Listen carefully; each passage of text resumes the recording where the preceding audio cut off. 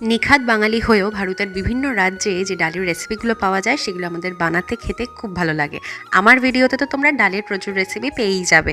6 ঘন্টা ভিজিয়ে রাখা বিউলির ডালটাকে ভালো করে ছেঁকে নিয়ে মিক্সিতে নুন, আদা, হিং, মৌরি আর বেশ অনেকটা কারি পাতা দিয়ে ব্লেন্ড করেছি। ব্লেন্ড করার সময় কিন্তু জলের পরিমাণটা খেয়াল রাখতে হবে।